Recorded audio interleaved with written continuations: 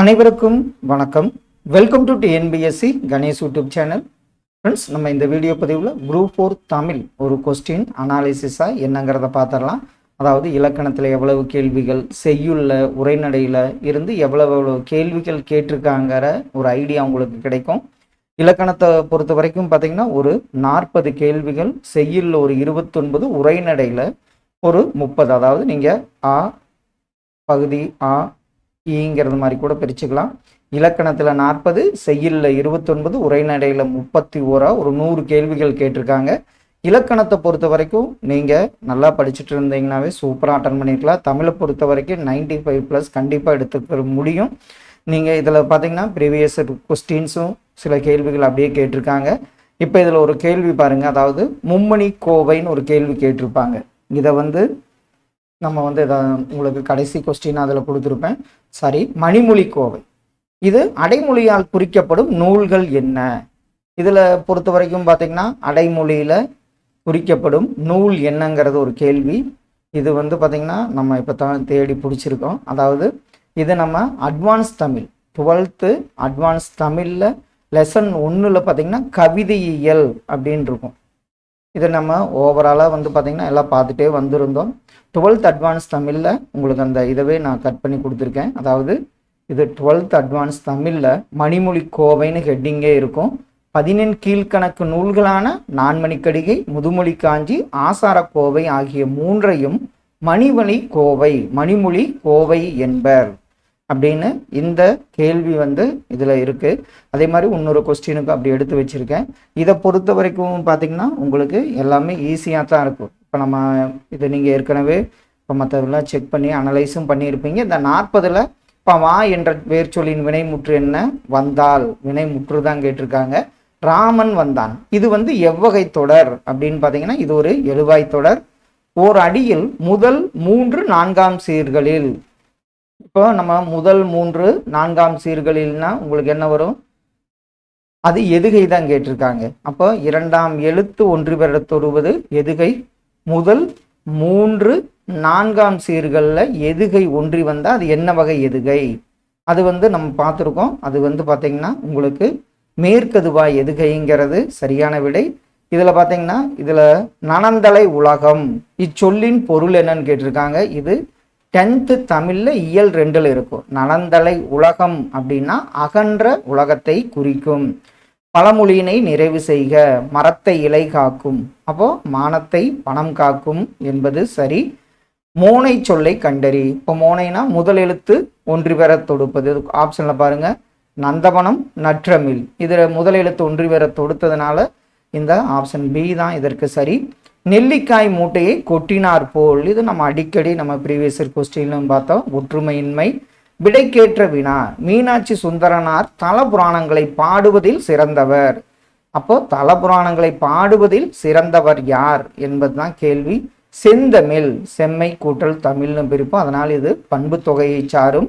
அடுத்து ஒன்று பாருங்க, சொற்களை ஒழுங்குபடுத்தி சொற்றொடர் ஆக்குதல். இதில் வேந்தர் சேர்ந்து ஒழுகுவார் இகழ். அப்போ இகழ்வேந்தர் சேர்ந்து ஒழுகுவார் என்பது சரி. இல்லத்தின் அருகே புதிதாக கூரை போட்டனர். இதற்கு மரபு பிழை என்ன? கூரை வேய்ந்தனர்.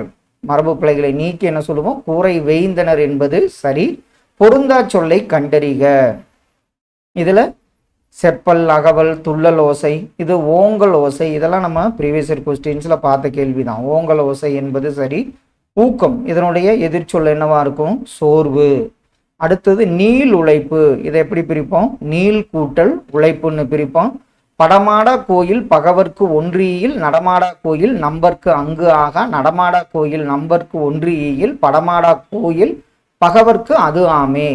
இதில் மோனை நாமே நம்மளுக்கு தெரியும். முதல் எழுத்து பட பக 1 3. நட நம்பர் பட பக. அப்போ இதெல்லாம் பார்த்தீங்கன்னா 1 3 இதெல்லாம் பொருந்தி வருது. அதனால இதை என்னன்னு சொல்லுவோம்? பொழிப்பு மூனை என்பது சரி. எவ்வகை வாக்கியம் என அறிக. பூக்களை பறிக்காதீர் அப்படின்னு அன்பா சொல்ல மாட்டோம், கட்டளையாத்தான் சொல்லுவோம். அது கட்டளை வாக்கியம் ஆகும். இமிலிசை என்பது வினைத்தொகை என்பது சரி. மல்லிகை சூடினால் என்பது என்ன பெயர்? இது பொருளாகு பெயர் என்பது சரி.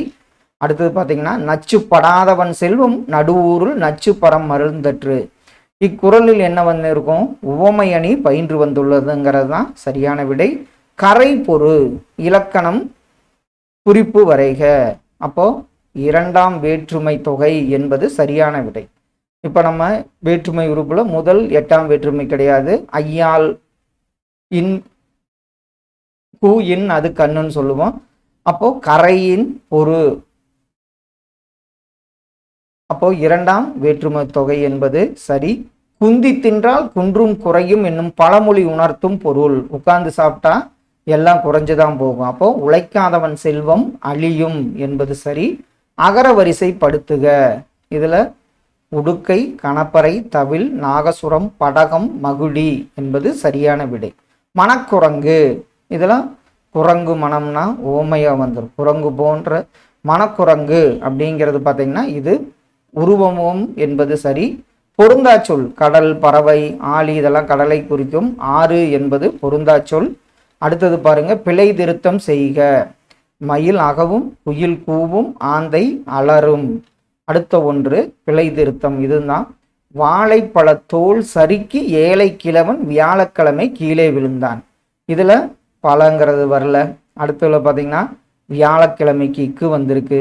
வாழைப்பழத்தோல் சறுக்கி ஏழை கிழவன் வியாழக்கிழமை அப்படிங்கிறதுல பார்த்தீங்கன்னா சறுக்கிக்கு இந்த ரூ வந்திருக்கு. அப்போ ஆப்ஷன் ஏ தான் இதற்கு சரியான விடை. பிறவினை சொற்கள். அப்போ வருவித்தான் திருந்தினான் அப்படிங்கிறது தான் பிறவினை. திருத்தினான், திருந்தினான தன்வினையாயிரு, திருத்தினான் என்பது பிறவினை சொற்கள். அடுத்த ஒன்று பாருங்க, பூங்குழலி யாழ் மீட்டினாள். அப்போ இது என்னது, ஒரு செய்வினை தொடர் என்பது சரியான விடை. விடைக்கேற்ற வினா. வணிக அறிவியல் முதலீட்டை பெருக்குவதற்காக பொருளை கண்டுபிடிக்கிறது. எத்தகைய முதலீட்டை பெருக்குவதற்காக பொருள்களை கண்டுபிடிக்கிறது அப்படிங்கிறது தான் கேள்வி. அகர வரிசைப்படி இதில் காவரிசை பாவரிசைலாம் கேழ்வர், சாவகர், நசையி, நல்குவர், பொழிக்கும், போத்து, மண்ணை அப்படிங்கிறது தான் சரியான விடை. தா என்ற சொல்லின் வினையால் அணையும் பெயர். அப்போ தந்தவர் என்பது சரி. வேர்ச்சொல்லை தேர்வு செய்ய. மலர் வீட்டுக்கு சென்றாள். அப்போ இதனுடைய வேர்ச்சொல் என்ன வரும், கட்டளையா, செல் என்பது சரி. ஒளி வேறுபாடறிந்து சரியான பொருள். சூழ்னா கற்பம், சூழ்னா சுற்று, சூழ்னா சபதம் உரைத்தான்கிற மாதிரி ஆப்ஷன் ஏ. பிழையற்ற தொடர். எங்களூரில் புலவர் இருவர் வாழ்ந்தது. பல புலவர்கள் வாழ்ந்தார். இதுல எங்களூரில் புலவர் ஒருவர் வாழ்ந்தார் என்பது சரி. கீழ்காணும் நாகரிகம் கருதி மறைமுகமாக குறிப்பிடுதல் இடக்கரடக்கல். மங்களமான சொற்களை மாற்றி மங்களமில்லா சொற்களால் குறிப்பிடுவது மங்களம் என்பது தவறு. இதில் அமங்கலமான சொற்களை மாற்றி மங்களமில்லா சொற்களால் அப்படிங்கிறதா வரும். ஒரு சொல்லுக்கு மாற்றாக வேறு சொல்லை பயன்படுத்தும் முறையை இடக்கரடக்கல் மங்களம்.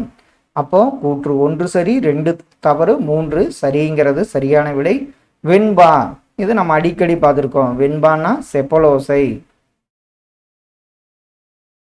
அடுத்த ஒன்று பாருங்க, ஐ என்னும் ஓரெழுத்து ஒரு முனிவின் பெயர். இது அடிக்கடி கேட்கப்பட்ட ஒரு கேள்வி. ஐயினா தலைவனை குறிக்கும். புக்சன் சரி. பிக்சன் என்னும் சொல்லின் தமிழ் சொல் புனைவு என்பது சரி. அடுத்தது கத்தும் குயிலோசை சற்றே வந்து காதிற்பட வேணும் பாரதியார். இதில் தொடரில் வலுவமைதி. என்ன வலுவமைதி வந்திருக்கும் பார்த்தீங்கன்னா மரபு வலுவமைதி என்பது தான் சரியான விடை. இது ஒன்று கடைசியில் பார்த்தா மணிமொழி கோவை அடைமொழியால் குறிக்கப்படும் நூல்கள் என்னென்ன நூல்கள். இது நம்ம இந்த இலக்கணத்தை பொறுத்த வரைக்கும் 12th அட்வான்ஸ் தமிழில் இந்த லெசனில் இந்த கேள்வி கேட்டிருக்காங்க.